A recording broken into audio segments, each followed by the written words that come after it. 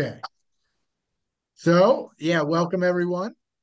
So this is, I believe, the 17th edition of the Global Medical Physics Education Lecture Series. We are very, very fortunate to have my good friend Benjamin Musall giving a talk on radionuclides and radiopharmaceuticals. Um, Ben went to graduate school. No, he went to undergraduate at Georgia Tech.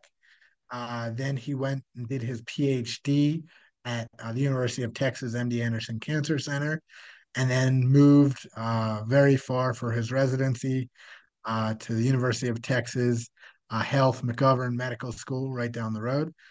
And in a couple of months, we'll be moving up to Detroit to work at Henry Ford. So, yeah, it is my pleasure. I'm looking forward to this talk. And yeah, Ben, take it away. Thank you. Thanks for having me, Joe. Thanks for the introduction. So, um, I'm going to talk about radionuclides and radiopharmaceuticals today. I don't have any conflict of interest to disclose. And there are a lot of ways in which physics impacts nuclear medicine.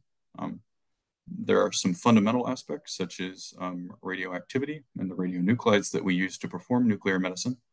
We also have detection of the radioactive or the radiation emissions, our imaging machines, and of course, the radiation safety that we observe and dosimetry that we could perform to calculate patient dose. So today we're going to constrict these many physics concepts just to radioactivity and radiopharmaceuticals. I'm hoping to teach this in the following format after an introduction. We'll talk through these key concepts by example, and I'm actually going to do this in the reverse order the first time. So we'll start from a clinical exam, a nuclear medicine imaging procedure, and we'll work backwards to the more fundamental aspect of radioactivity. And then we'll redo this in the reverse order for a second example, this time for a therapy radionuclide. Then I'll finish up with a summary, talk briefly about some of the future things we hope to see in nuclear medicine clinics and some resources that you might use to study and learn more about nuclear medicine.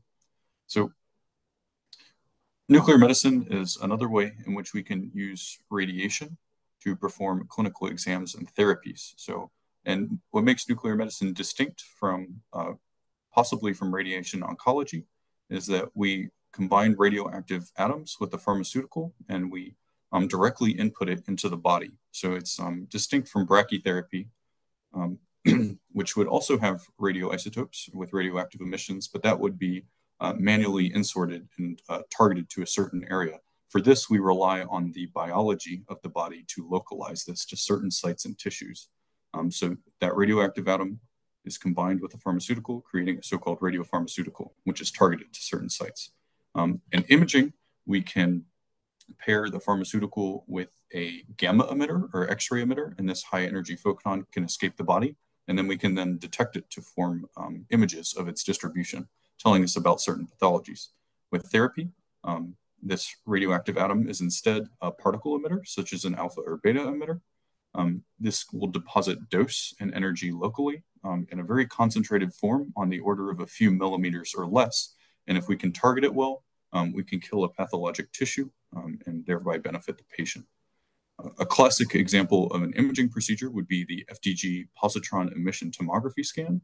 FDG has radioactive fluorine-18, which is coupled with a glucose analog.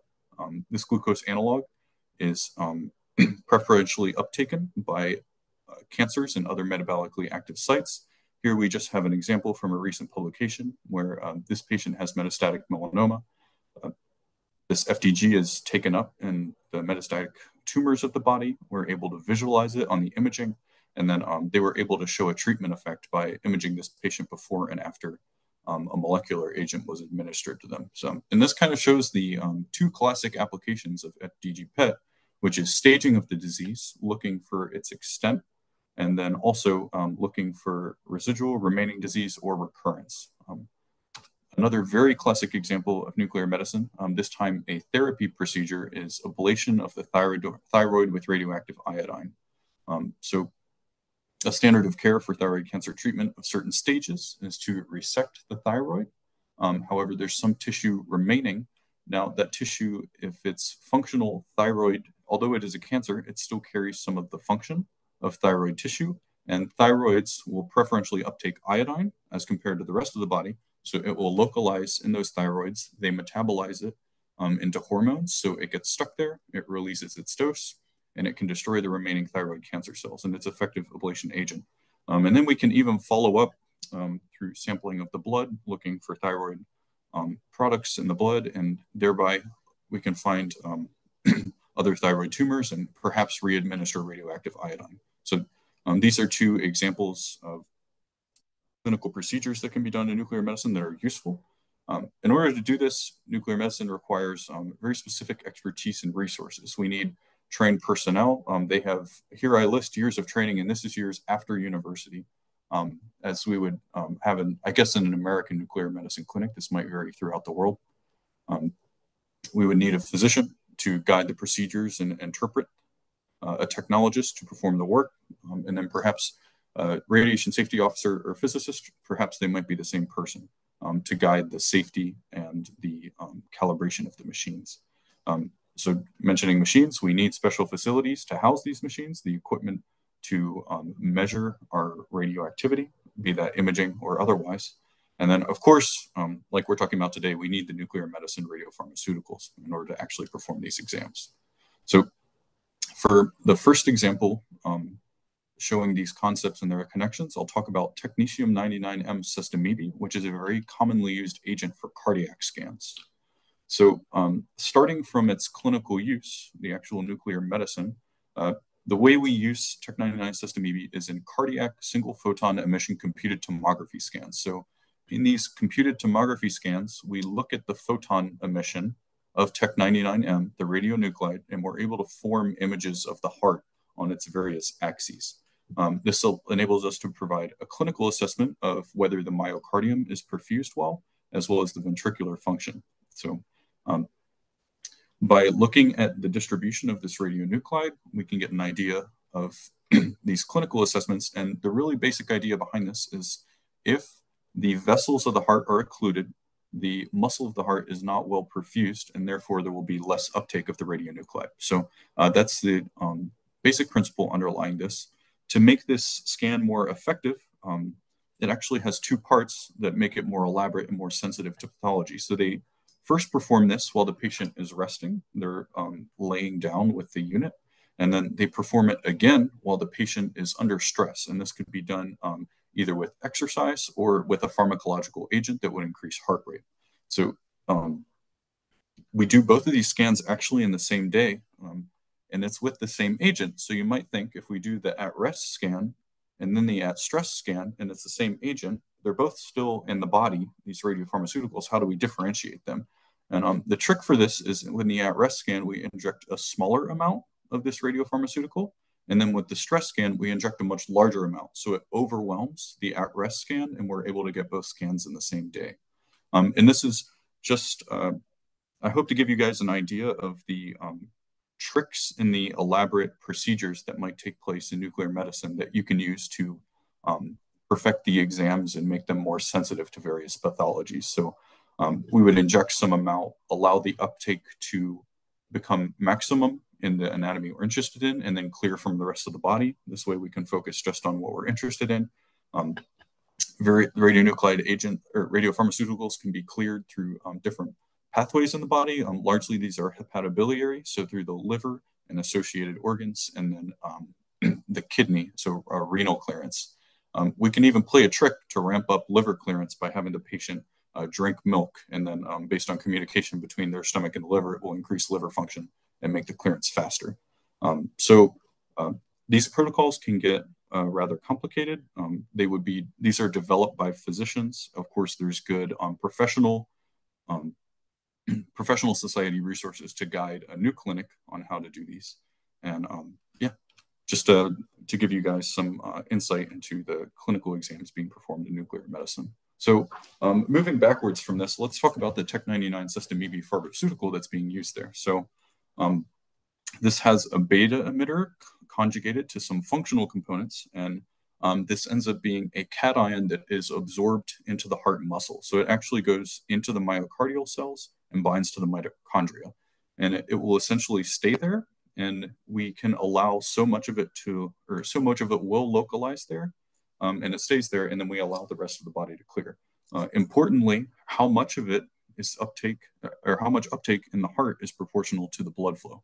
Um, when we when the patient's at rest, while they're under stress, it's not identically proportional, but it does increase. So it gives us the signal and shows us the cardiac perfusion that we're interested in. And as I mentioned earlier, it's cleared largely through the liver. So this radiopharmaceutical represents some basic desired characteristics of a radiopharmaceutical. First, there's high uptake in the area of interest. Of course, this is done by matching the chemistry and labeling the right molecule.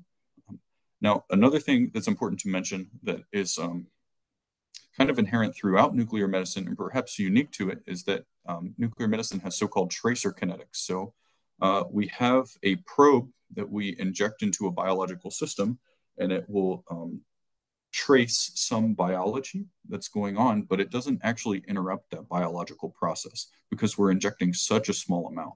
And this is uniquely achievable with the high sensitivity of nuclear medicine.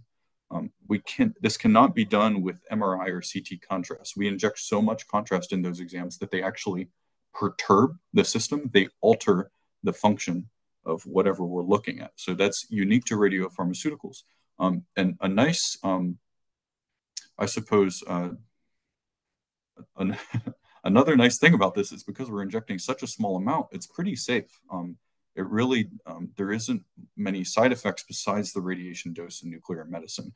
Even if some of these radionuclides would be toxic in a large amount, we're injecting such a small amount that it's okay for the body. Yeah. And then a final thing, I mentioned radiation dose. If we're able to minimize the amount of radiation in the sensitive areas of the bodies and the areas that aren't related to our biology of interest, then that would be preferable as well for the radiopharmaceutical. There are a few different labeling strategies that we can use to attach a radionuclide to a functional biomolecule. The first is so-called direct substitution, which is perhaps an ideal labeling strategy where in some compounds, such as here, oxygen 15 could be substituted for an oxygen and CO2. And therefore, it would trace the path of CO2 in the body and give off radiation, and we could detect it and form an image. Another strategy would be to create an analog. So we have a biomolecule and we alter it. We preserve some of its functionality, but perhaps not all of it. But with that alteration, we can attach the radionuclide we're interested in. And FDG F18 would be an example of this. And then there's also strategies for larger molecules where we can attach a functional molecule to a chelated radionuclide. And sometimes for the heavier radionuclides, the ones with higher atomic numbers, this is a useful strategy. I make another remark here about dose. So when we're considering the dose from a radionuclide, it depends where it goes. So it's also inherent within the radiopharmaceutical. This would depend on the emissions of the radionuclide, their alpha, their beta, their gamma emissions, the rate of decay, and also the uptake and clearance. So how long does it spend in each section of the body? How quickly does it get there? How quickly is it released from there? So one way we could manage dose a bit is to select radionuclides with shorter half-lives. If a radionuclide has a short half-life, it will decay very quickly, and we don't accumulate as much dose over time. One example of this would be Tech-99M versus Indium-111. Indium-111 has a much longer half-life. It's 2.8 days versus 6 hours. And if we used the same activity, so the same rate of decay for each of these radionuclides and injected the same amount, Indium-111 would actually give 18 times higher dose. And there are other, this is related to radiopharmaceutical as well, but a big component of this is simply that Indium-111 is much longer lived. So it continues to decay for a long time, and a lot of dose is accumulated in the body. So that's based on the physical half-life, so the radionuclide itself. We can also talk about clearance. Sometimes these two items are considered together. So if we consider clearance in terms of a half-life, of so-called biological half-life, so if there's some uptake in the liver and that uptake is reduced by half at some time, that would be the biological half-life. We can consider a so-called effective half-life, which is the combined reduction in activity from the physical half-life and the clearance. So that's a key concept for dosimetry, and that's partly how we calculate. We can use this to model different organs in the body and calculate radiation dose to the patient.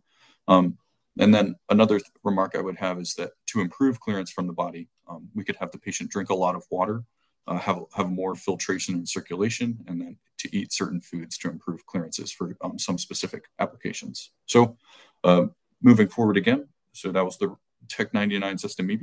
Now let's talk about Tech-99, the actual radionuclide itself. So Tech-99 is the so-called workhorse of nuclear medicine. It accounts for 80% of nuclear medicine procedures. The reason for this is it has very desirable decay characteristics. Its emission is largely a 140 keV gamma. That's the energy of the gamma ray released. So this is a high enough energy that it will largely escape the body. However, it's a low enough energy such that our detectors are able to catch most of them escaping the body. We can form an image with them. Another desirable characteristic is its 6-hour half-life. So we mentioned earlier that a shorter half-life would enable less dose to the patient. So this 6-hour half-life is kind of a balance. It gives us some flexibility in terms of administration and how long we can wait and still have enough radiation or radioactivity to make an image. However, it's not so excessively long such that the patient gets a large dose. So this 6-hour half-life represents a really nice balance between those two competing items. I would remark that Tech-99M, it doesn't occur naturally at all, and we don't have any use for it in our bodies. So we can't use that direct substitution strategy. We can't take a biomolecule, pluck out a technetium and use the radioactive one. It just doesn't exist in the body. However, through strategies by really smart chemists, we're still able to use Tech-99M for many, many uses within the body. And it's a very useful radioisotope. So when we use Tech-99 for an imaging exam with the patient, we usually get an effective dose to the patient of around 0.5 to 6 millisievert. So this would represent, at the higher end, 2 years of radiation dose from background. So if the patient was living on their own without any radiation from medicine, the dose from one of these scans could be equivalent up to 2 years of that dose. However, this would vary depending on how much was actually administered to the patient. And of course, that would also depend, how much we administer would depend on the patient's body weight. And perhaps if they're sick, the way they clear might be different from someone else. So this can be a rather complicated calculation. There are some tools for how to perform this calculation. There's a calculator online that I'll point out later. Just wanted to mention that for now. So we talk about this Tech-99. We said it has desirable characteristics. So let's talk more about how it was initially selected as a good radionuclide. So first, we want to match the emission of the radionuclide with the procedure. For imaging, we tend to use gamma and positron emitters. So as we mentioned earlier, if we have a gamma with a good energy, it can escape the body and be imaged, and that allows us to visualize where the radioactivity is distributed in the body. I'll make a note is that a very low energy gamma might be useful for therapy, but it wouldn't be able to escape the body. So just a side note there. Now, another emission that we use for imaging procedures is positron emitters. So when a positron is emitted by an atom, it will find a nearby electron, perhaps within a few millimeter or a few millimeters of that emission site. It will annihilate and then create two 511 keV annihilation photons, which would go exactly opposite directions. So that 511 keV is not ideal in terms of detection. It will certainly escape the body, but it's also such high energy that our detectors will not catch it as much as compared to the Tech-99M. However, because these are emitted in coincidence, we can detect them and by their simultaneous detection, estimate where they came from. That's called coincidence detection. That's so-called positron emission tomography. And because we have that coincidence detection, we don't have to use a collimation for PET scanning, and therefore PET scanning actually ends up having better sensitivity than single photon scanning, despite the fact that it has higher energy photons. So PET's very useful for this reason. So that radionuclide, we match the emission. We also match the half-life and timescale of the biology. So the radionuclide needs to localize, it needs to clear. So we need to have a long enough half-life to allow those to happen. If biology is very fast, we can use a very short half-life. Of course, practical enough in order to perform the imaging. That would be to minimize patient dose. Now, there are some examples of longer-lived half-life of slower biologies that could be imaged by longer-lived half-life. So say we want to look at the function of the spleen.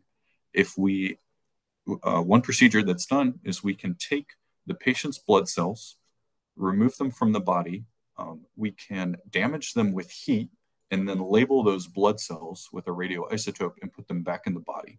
So we can watch as those are over time filtered by the spleen and taken out of the blood. And that's a way of looking at spleen function. That process takes a really long time.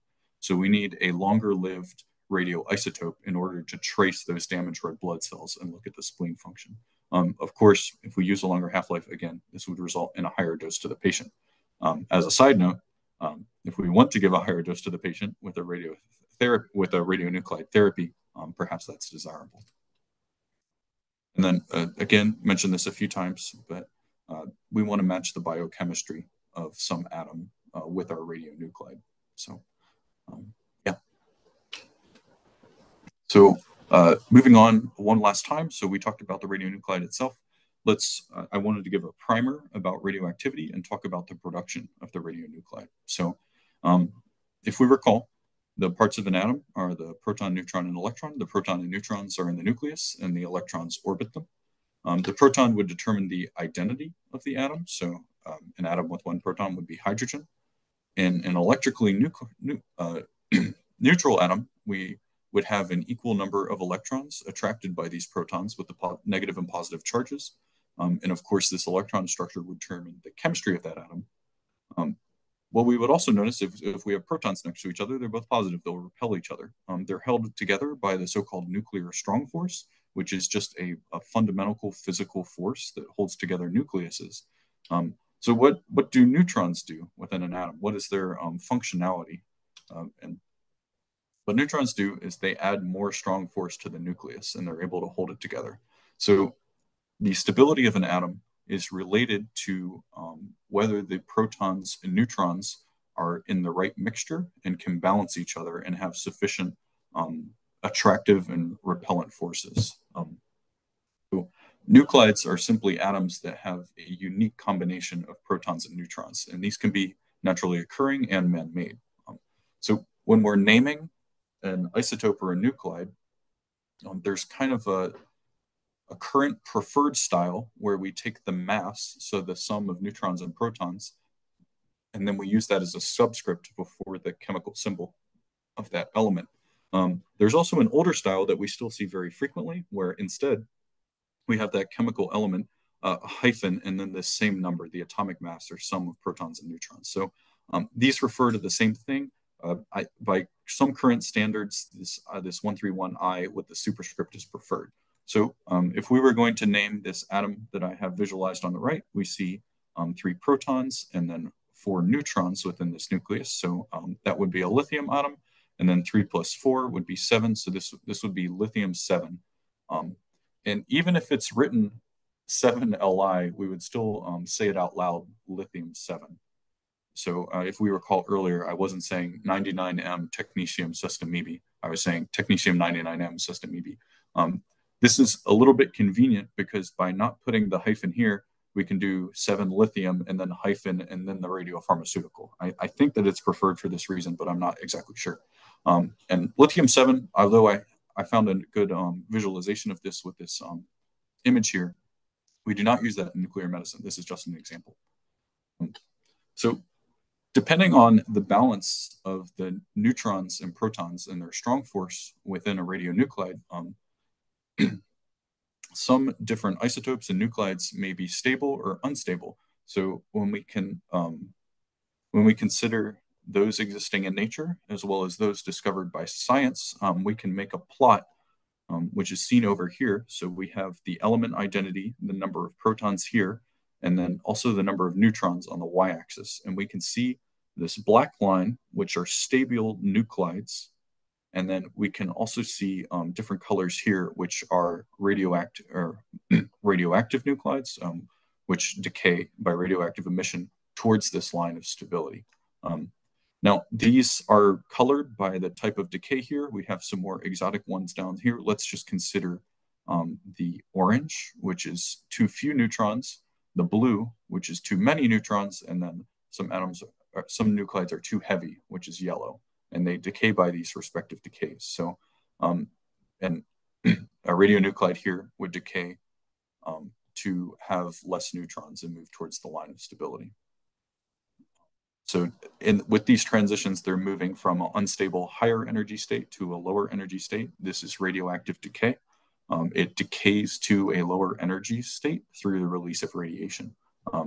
One example would be iodine-131, which is, I point out here with an arrow. Don't worry about seeing it specifically. Just want to show you the regions of this chart. So iodine-131 is neutron rich. It has too many neutrons to be stable. So it needs to shift towards this line of stability. If it has too many neutrons, perhaps a neutron could be turned into a proton. Ooh, I didn't put the right slides in order. So if we want to switch from a neutron to a proton, this could be done through beta emission, where one of the neutrons is actually transformed into a proton, and by emitting an electron and an antineutrino. We can also have sort of an inverse of this, which is the positron emission, or beta plus, where a positron or an antimatter electron is emitted. And this would turn a proton into a neutron. So here we have 6 protons and 4 neutrons going to 5 and 5. And then if we have a too heavy radionuclide, this could transition to a smaller, more stable nucleus through the release of an alpha particle. I wanted to mention something else while we're talking about this chart. There are some terms for related radionuclides based on their mass, protons, and number of neutrons that are used throughout nuclear medicine. One is isotope, which we frequently hear as radioisotope. So this would be a radionuclide that has the same number of protons as so it has the same element, but differing number of neutrons. So an example here on this zoomed in portion of that line of stability, fluorine-18 is a radioisotope, right? We use it for PET imaging. So it is an isotope, and that it has the same number of protons as fluorine-19. So that's that. We also have an isobar, which has the same atomic mass. So that an example of that would be along this diagonal line. So fluorine-18 and oxygen-18, they have different elemental identities, but they do have the same sum of neutrons and protons. And then, of course, we also have an isotone, which would be the same number of neutrons, which would be these vertical lines here. So we're increasing by one in the atomic mass, but that's the proton being added to change the elemental identity. These have the same number of neutrons. So these are kind of vocabulary words that would pop up on any nuclear medicine examination you might ever take. So they're good to know. And again, on this chart, isotopes would be along this dimension as plotted here. Isobars would be along the diagonal, so the same number. And then isotones, the same number of neutrons would be vertically.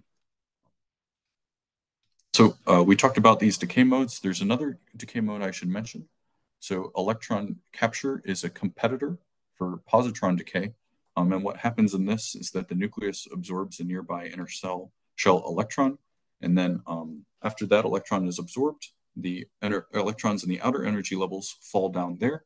And from this, characteristic X-rays emitted, as well as Auger electrons, where that energy from the falling electron is given to another electron and that one is emitted.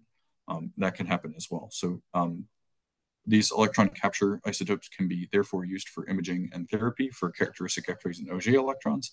And then whether or not positron decay occurs depends on the energy levels of this decay. So if the energy levels are above the 1.022 MeV energy threshold, positron decay can occur.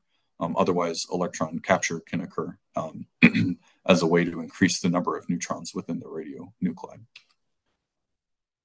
So we have a chart here that I show for electron capture. This is an energy level decay chart. So from some given radionuclide, there are various pathways that occur with a certain probability. These go to different energy levels, and then to resolve these higher energy levels, there are additional decays. So here for iodine-131, we have different beta energies that can possibly occur. After that beta emission, it can also have different gamma emissions as it decays from this higher energy state in iodine-131 to a lower energy state in xenon-131. So some of this energy is these kinetic energies of these particles. Some of them is the higher energy photons, these gamma rays. And this is fairly simplified. There are probably many more pathways such as these that can occur in this decay chain. However, these are the most probable ones. They're most likely to happen. And these simplified decay schemes are usually useful or sufficient for our use in nuclear medicine.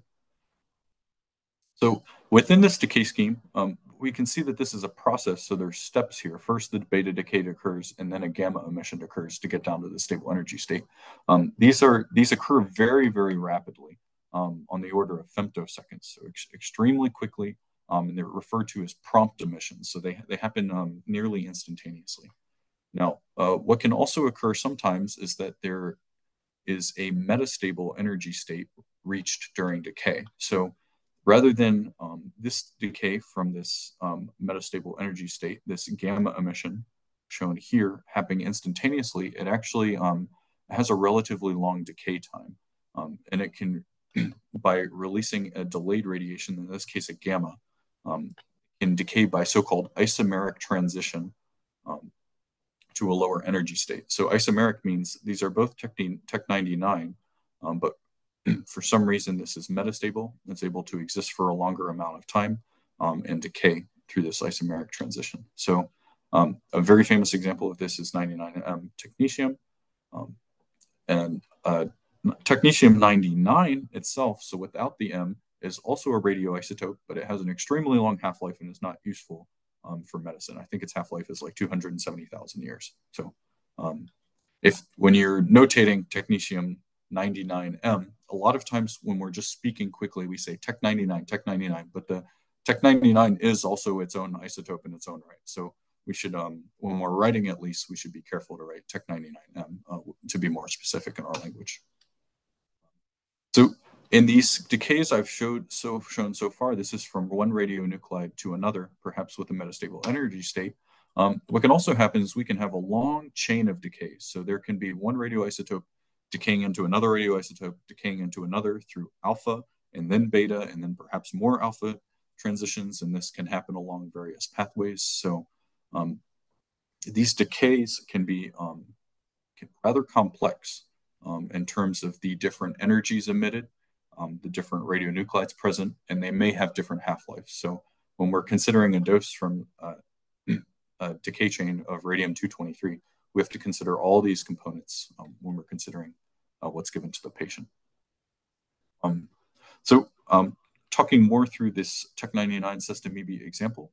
So I mentioned earlier that Tech-99M does not exist in nature. We have to create it artificially.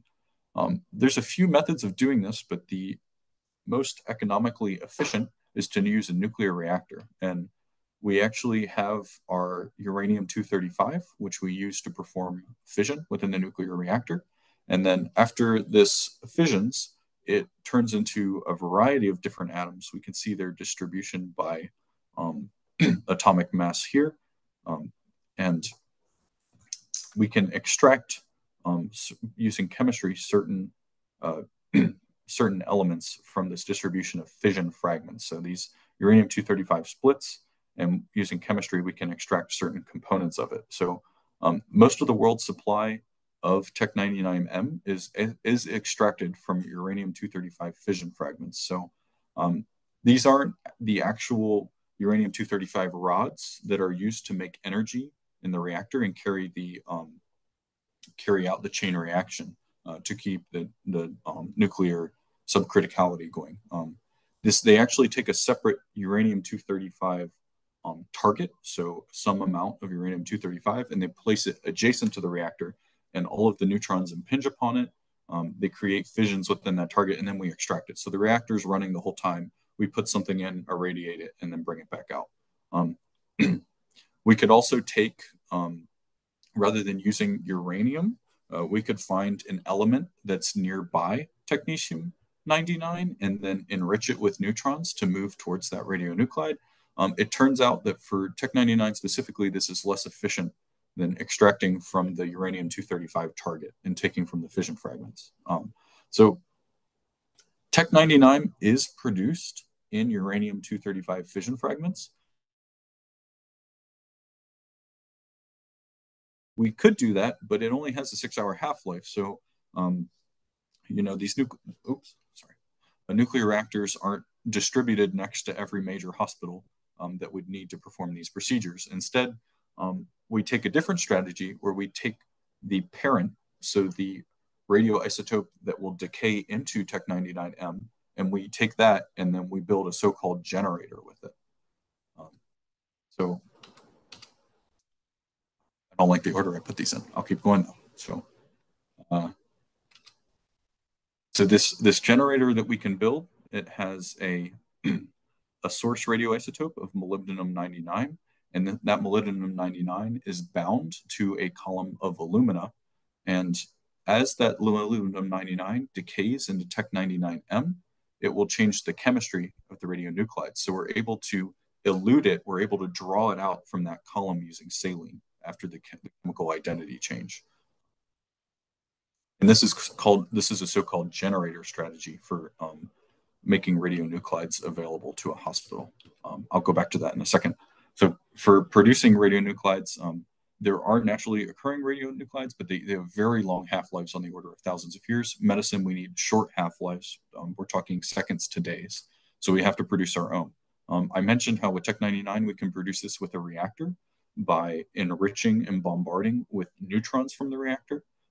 However, because reactors aren't everywhere, these have to be relatively long-lived radionuclides or have a long-lived parent with the generator setup that I just mentioned. Another strategy is we can use an accelerator to accelerate charged particles such as protons, deuterons, alphas, and we can take them and impinge them onto a target and thereby enrich with protons. Now, one thing about this is accelerators have a much smaller footprint than a nuclear reactor. They're much cheaper, much easier to operate. So you can build an accelerator in a hospital or perhaps next to a major medical center, and therefore you can make these radioisotopes much closer and on demand relative to their usage. And this enables nuclear medicine with shorter half-life radionuclides. As some of these would be the common PET isotopes that have very short half-lives, such as oxygen-15. Now, one thing when we're talking about radionuclide production, we can consider kind of from an economic standpoint, the supply of this radionuclide. There's so many nuclear medicine procedures going on in the world. They have some geographic distribution. How do we produce Tech-99M and get it there? So it turns out, and this has improved in recent years, but it's still the case that 30% of the world's supply comes from a single reactor in Canada. This is the Chalk River site. They've extended the operating life of this reactor by many, many years at this point. It's well built. They're able to replace certain critical components, but the idea is that it will retire in 2028. So there's active research on how to enrich molybdenum to create molybdenum-99 in this generator setup. So people are looking for alternatives to using this reactor. There are other reactors in the world that can perform this, but not all reactors are built in a way such that you can perform this enrichment experiment and create Tech-99. So Chalk River is unique in this. There are a few others in the world. Another thing to mention is that We create Tech99M by doing fission in the radionuclide target with uranium-235, but uranium-235 can also be used to build nuclear weapons. So it's of interest to use a lower concentration of uranium-235 for the concerns of nuclear nonproliferation. Here are some other production paths that are under research for producing Tech99M. Mentioned the generator earlier. Another thing I would mention is that it's possible that that molybdenum, although being bound to the alumina, perhaps that chemical binding would degrade over time due to radiation or improper manufacture. So when we extract Tech99M from this generator, we test for contamination of aluminum from the alumina as well as from the molybdenum 99 itself. That's just as a safe checking that our generator is functioning correctly and is not producing a contaminated Tech99M solution. And this is kind of what happens in our so-called radiopharmacy. These are specialized facilities that take the radionuclide, extract it from a generator, or perhaps take it from other sources and then combine it with a kit to create the radiopharmaceutical that we actually use. So I'm running a bit low on time. I think I'm going to summarize very quickly and then finish up. So one thing I wanted to point out for you guys, just for your learning and for your consideration, is here's a chart of common imaging radiopharmaceuticals, a table of them. So we see a bunch of different radioisotopes here. Their radionuclide and then the symbol for it, and then also the chemical form, so the radionuclide that is used for some diagnostic use. Just very quickly to summarize some of the concepts we have. Look at the physical half-lives here. We see chromium's relatively long-lived with a 28-day half-life. That's used for that red blood cell spleen exam I was talking about, has to have a longer half-life. Cobalt, we don't use or we use for a very long nuclear medicine scan as well. The rest of them have shorter half-lives, 110 minutes, a few days, on the order of hours, on the order of seconds, on the order of minutes. So underscoring that importance of half-life for making radiopharmaceuticals earlier. So we can, here's an example, 2 examples of half-life. Rubidium has a very short half-life. We can use that for the cardiovascular imaging to get rest and stress test without having to increase activity in the second test. Indium, if we want to look at this longer biological process, we use this longer half-life radioisotope. And then we can see that sometimes we use the same, people are developing different radioisotopes for the same purpose. These 3 are all used for cardiac perfusion exams, and they have different pluses and minuses for their function, the images to create, and how specific they are to a given biological pathway. I don't think I have time to go through the second example, so I will move forward to a list of, well, to a summary actually. So we're thinking about how we do nuclear medicine. We need to pick a radionuclide that is good for the task. We want to match the emission of that radionuclide, the radiation it emits, the half-life, how long it lives, and the chemistry so that we can couple it to a good radiopharmaceutical and perform the exam and procedure that we'd like to. We need a way to produce this radionuclide and transport it. We can do this in a reactor or cyclotron. If we do it in a reactor, we can use a generator setup for this. We need to develop the radiopharmaceutical to have a good uptake in the region we're interested in. And then we also need to develop the nuclear medicine exams so that we can fully leverage the capabilities of this pharmaceutical to emphasize our contrast and minimize dose. So nuclear medicine for the future, of course, development of novel radiopharmaceuticals that can track different biological pathways is kind of an endless horizon. People continually have new ideas for this. We continually gain new understanding of pathologies and their receptors overexpressed on various cancers. We learn more and more about that every year. We can target radiopharmaceuticals to this. It's really an endless horizon. Another very popular thing nowadays that's entering the clinic is so-called theranostics. So that's a combination of therapy and diagnostics. There can be radionuclides that have both particle and gamma emissions. So we can administer to them to the patient and they will create dose with their particle emission. However, they also release gamma emissions so we can image them and confirm that they went to the regions that we expected. And maybe we can even do dosimetry based on the images with the gamma emission. And then there's a lot of new technologies coming on the market now. Here I show there's a SPECT scanner that rather than the conventional two-head gamma camera has many gamma cameras at different angles. And then there's also whole body specs or PET scanners coming online that are extremely sensitive and can perform exams very fast or with lower dosage. So these new imaging units rely on different materials in their detectors as well as different geometries and setups. So some really cool ideas coming up right now. Those will be seen in the nuclear medicine clinic of the future. I would recommend for your learning these books. This Essentials of Nuclear Medicine is made for more nuclear medicine clinicians, so physicians and the technologists as well. That's a very nice book. It's been updated fairly recently. This nuclear medicine physics introduction has also been updated recently. That's a very nice, a lot of the things I say here, as well as the other physics concept I mentioned at the beginning are within that book. This Cherry book is an excellent fundamental physics book for nuclear medicine. It's a bit of a higher level and it needs to be updated, but all of the fundamentals are still there. They're still good. A few online resources I would mention. This European Nuclear Medicine Guide, it is a living textbook that is updated periodically, and it has all of these fundamentals as well as the radiopharmaceuticals, where they are in terms of their development, the different clinical trials and everything, how you might use them best. It's a very, very thorough guide. There's a ton of information on there. Another tool from a professional society is the nuclear medicine dose tool. So for a given nuclear medicine scan, you could type in how large your patient is, what age they are, how much you administered, and it can help you estimate dose to different organs as well as the effective dose, which is of course related to their risk of cancer for radiation dose. And then these are two EANM, European Association of Nuclear Medicine, and Society of Nuclear Medicine and Molecular Imaging. These are big societies. They have a lot of very smart people who have worked in them throughout the years, and they have a lot of resources available online. These two are actually free.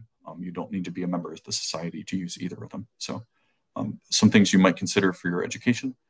So thank you guys very much for having me. I can answer questions now. Here's some of my information.